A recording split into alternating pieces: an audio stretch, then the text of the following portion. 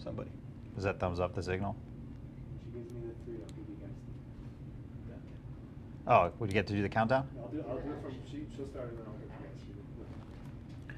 Dave, you look amazing today, but I haven't been able to tell you this for a while. I wanted to tell you before we start shooting here. Yeah. You look like you look a lot skinnier since the Bryson diet ended. I've been you cutting, lost some of that muscle. I've been It's very cutting back temporary. on the protein shakes. Yeah. Like, I've cut shows. protein shakes out of my I life. said you still look amazing. Thank you. Yeah, it's good. You ever played in a tournament where you had to make a 15 to win? No, I've never Yeah. played in a tournament where I had to make a 15 to win. Yeah. Oh, wait, here we go. Dave, Nick, here we go.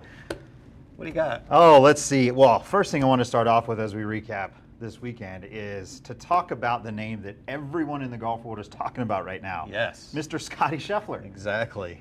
You know, he shot 59 on Friday Have and you- gained 1 shot on the field. Have you ever seen a 59 be as quiet as that in the news? Like, I mean, holy shnikes, right? Well, what is it? Dustin needed to make a birdie on one of the last 7 holes to shoot 59 himself. So, yeah. Needed to make a birdie to do that, and Yeah. I think the entire golf world was assuming that he was going to shoot about a 56. It was looking that way. I think you came back and said he shot 27 on the front 9. Yeah. So, yeah, in the last 7 holes, though, he didn't have a putt inside of 15 feet for birdie, so he Yep. kind of shot his way out of that. But he did have the coverage. If you didn't see the coverage itself of Friday, he needed to make a birdie on a pretty easy par 5, number 18, so I'm playing that right now, of Dustin hitting his tee shot. It looks like he just barely overcurved it. I don't know if you saw that one. He hit it hard, but Yep. he might have hit it slightly in the heel, looking at the smash factor and then the amount of backspin he had on it, 29-27. Just barely overcurved it, just rolled into the native area, and he had a shot where it was 175 yards, I think, to the front edge of the green, which looked like a pretty easy play to probably try to make under the circumstances, but something about that made him uncomfortable. The lie wasn't really good. It was below his feet. Yeah. Hits a little wedge in there. Then his third shot, knowing that he needs to make birdie on this par 5 from 84 yards, was just a little bit short of where he wanted to hit it. He hit it 75 yards, had a 24-footer left. If this one went another, I'd say 5 feet, it's probably next to the hole. So he played everything pretty well. I'm just a little surprised that he didn't go ahead and go for it, because he probably could have pulled out a 7 or an 8 iron, just giving it a shot over the green. Wasn't the ideal place to be, but Yeah. it's a better play. I mean, mostly because of what was happening. Friday was, I watched all of Friday, wanting to see the 59 or better. And, I mean, can you call a 60 terrible? That was the worst 60 I've ever seen. Jesus. You're a tough critic for sure. Yeah, he won Fun- by fun 11. to watch, though. I know I asked you this question, but have you ever played in a golf tournament where if you make a 15 on the last hole, you win? No, I did not. Closest I ever came was on the last hole of my PAT, par 5. Yep. I could have made an 8 and still qualified. Made bogey. Happy with my bogey. I decided on the Yep. tee box I was making bogey, so I didn't have to go retake that thing. It's a fun tournament. I needed to make a 21. I still remember it on my last hole. 21. So he averaged, Dustin this is, averaged 31.5 on the front 9, 32.5 on the back 9. I think we mentioned it last week. I said this was actually a really easy golf course. Yep. He made it much easier than it should have been, but to shoot 30 under was pretty impressive. 90.28% greens in regulation for the week, and he hit 100% of them yesterday. Yeah, amazing. Every single one. So, and then I think another stat that's overlooked, but we're going to start talking about this more, as I have a big strategy course I think we can conduct for all of golfdom, really. I've taken what I think is the best stuff I've seen so far out there, but all of it in some way that I've ever seen from course strategy is still a little limited. So I've got a few extra parts I think make it a little bit better, but we'll see. One of them that I think is a great separator of skill is how do you do when you're within 20 yards of the green? How many opportunities do you get? Amateurs don't get enough of those. That's why hitting is important. Right. But Dustin, out of the 7 greens he missed all week, was always within 20 yards of the green. So awesome hitting. Number 1 in approach to green. Number 2, strokes gained off the tee. 9th in putting. So, I mean, everything was good. He did have one stat that was pretty bad. Bunker play. Bunker play? He got up and down 1 out of 2 times. Yep. Well, 50%. Tied for 39th. 50% is not awesome. So he's got a lot to improve on I there. mean, a potential FedEx Cup winner should be better than 50%. That's, If he just could have gotten up and down 3 more times on those opportunities, it'd been 4 out of 2. yeah, that would have been amazing. much better. Yeah. So that was pretty good. I think some other interesting topics that came up were Tiger Woods played really nice yesterday. Yeah. So now he's vaulted himself back into the top 70. If he didn't shoot 5 under par, I think if he would have shot 2-3 under instead of 5, he probably misses this week. So check this out. This is a drive that he hit that's starting to get disappointing. So first, take a look at this. This was on Friday. He started off great, hit a lot of 3-woods off the tee. Then he's on the 8th hole here. Drive 2 or fairway, hole number 2 missed the fairway, hole 4 missed the fairway, 5 missed the fairway, 6 missed the fairway, 7 missed the fairway. See the theme here? And here it comes, the one that's kicked his butt for years. The push cut with the leftward side tilt after the ball's gone. And this one finishes 50 yards right of where he was probably aiming at. Right. And at the professional level, that's a big deal. So I'm hoping someday he figures out how to hit these fairways. I know he can do it. But that's still the biggest bugaboo in his game. Then did you see the Champions Tour? That ended in a playoff. I watched it this morning. I did see that. Yeah. Yeah. What'd you see? I saw some interesting. I'm testing you. Some interesting hat wear. Saw some interesting hat wear. Our on, friend on Shane the, Birch. Yeah. Yeah, exactly. he's been into our headquarters here a couple times. We've Right. measured him on gears. I don't know if I ever show his swing on gears, but it's an interesting study for sure. Yeah, he won the Champions Tour event in the playoff, made an eagle on the first playoff hole, and then I happened to notice, or it was Zach brought it up to me. He said, "Look at his hat. He had an M1 hat on."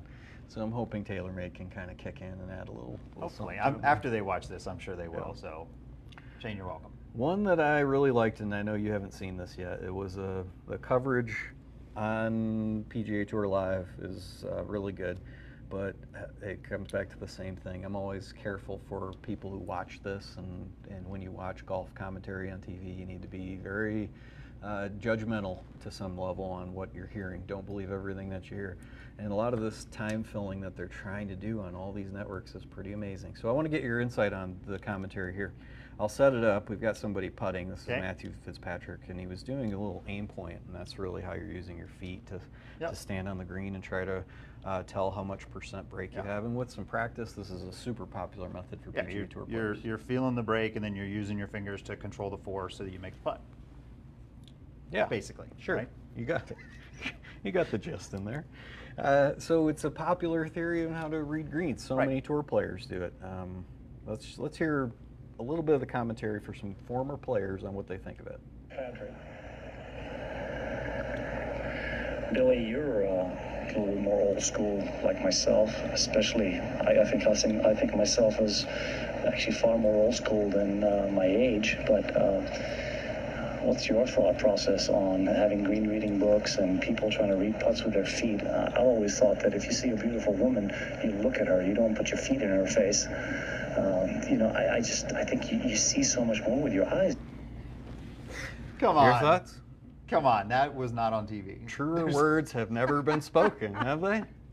That's unbelievable. Billy doesn't know when you see a beautiful woman. I thought it was going to go down some crazy actual golf discussion route. Oh, well then Billy Kratzer takes over, and yes. I think so, because you know how hard you're going to hit the putt. You know the paper. I can't even listen to that. Billy is one of my least favorite broadcasters, unfortunately.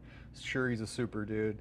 Played great on the PGA Tour for a number of years, but can't really tell you how it all works. His comeback should have been, well, I don't know about all that, but why don't you tell me how yours taste? I still don't know what to say about Unbelievable. that one. He's never met you. He doesn't know what you do. Jesus. I don't even know if we can go on. Let me go back to DJ. I did want to give another DJ stat that I saw that was amazing. Talking about that golf is hard and a tale of 2 months. I saw this stat. So in July, DJ basically averaged shooting about 79. 79, yeah, it was a rough year. In for him. August, he goes tied for 12th at St. Jude, tied for 2nd at the PGA, won this week, and then had 12 rounds in the 60s. We were even talking about how he shot 80-80, right? And we're kind of throwing him under the bus a bit after he missed that cut. Then he withdrew. So basically averages 79 in July, and then just goes and does what he did, not only this week, but then in August as well. When you're that good, you drive it that far. The rest of his game's awesome. Just has to get hot for a little while. The wheels will fall off again, but right now he's doing great. Love watching him hit balls on the range with his follow through and his lead arm.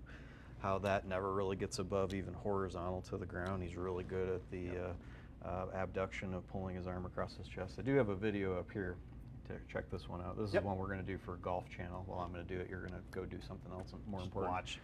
So this one is Dustin Johnson on our gear system, and it's the radial deviation, or how much you cock your wrists during the swing. This one is in the downswing when the shaft's parallel to the ground, and then you'll notice that number reads 112. That's how much wrist cock he has between his left arm and the angle of the shaft. Fairly obtuse angle. However, as he moves down into impact, that number actually gets even bigger. Stops at 147. So while he does uncock his wrists, he almost has the shaft. It's pretty close, about 30 degrees off from having his left arm and the shaft in a straight line, and starts to raise that up. So as your wrists are uncocking, he's also learned a way to raise the butt end of the club as he hits, like everyone else does. But that's a skill that most people are not adept at and don't understand how to do. So we're going to do that Golf Channel style today. Sounds good. That airs in a couple weeks. I don't know. Producer Sabrina's all over it. She just tells me where to stand. So that's what I got here so far. Well, I got a couple. I got to wrap up to our segment from last week. So last week we started a new segment called Start 'Em Young, and we were debuting and highlighting that Charlie Woods won a golf tournament by a bunch of strokes. He just did it again, so he is lapping the field. Only kid to go under par, went one under, won by 3. So Charlie's tearing it up. It's over. amazing. He needs who's sponsoring him now? I'm not sure who's well, I'm sure Nike will get his hands on him, right? They've probably signed him already, is my guess. His dad's got a couple bucks in that one. A few. And then I've got a new segment for us today. Oh, I can't wait. These are new the segment is Do You Feel Old Yet? So we did Start 'Em Young Yes. last is night, the right? answer. Do you feel old yet? Phil Mickelson about to play in his first Champions Tour event. Yeah. I was actually kind of shocked when I heard that this morning. I know he didn't play well this year and he's out of the FedEx Cup, but like, here we go. He's about to tee it up for the first time. He'll be the youngest guy in the tournament next weekend. So it'll be interesting to see how that goes. I'd say that he actually did play well this week relative to where he drives the ball off the tee. This year, he played pretty good. He just missed the cut this week. If he made the cut, I think he's qualified for the BMW this week in Chicago. Yeah. So, well, it'll be interesting. His new sunglasses are going to fit in phenomenally on the Champions Tour. And then I had one other one that I found interesting. So, we haven't talked about Bubba Watson in a bit. Bubba has a new coach. Did you see he got a new coach? No, I can't wait to hear this one. It's not a swing coach though. He's hired a breathing coach to try to work on his breathing on the golf course to stay more calm. Yeah. A lot of times you're out there and you're just starting to turn blue. Yeah. You forgot to do it. I mean, I exhale after I inhale. Maybe I'm doing it wrong. I'm not sure. Pretty sure you are. So. Yeah. Well, I'm interested to see how much better this will make him. Is that a real story? Or you just No, made that that's up? I got that right before we came on. That's real. You can kind of see, though, there's a PGA Tour player who is a world-class hitter, hasn't played great maybe in the last couple of years relative to what he'd like to do.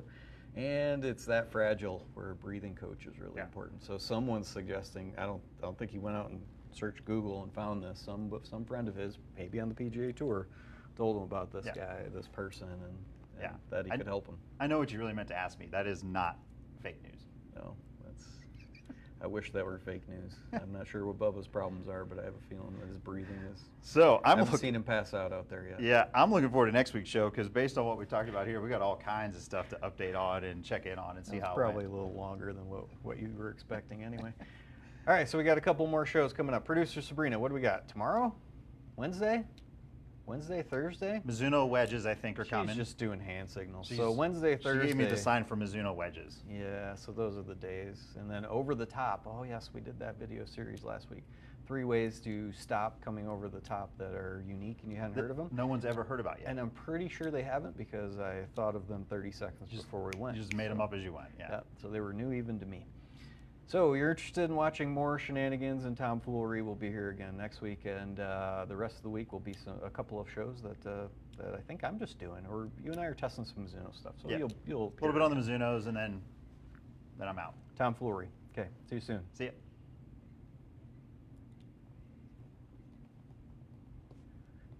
I think she hit record at the right time this time. Hopefully. Yeah.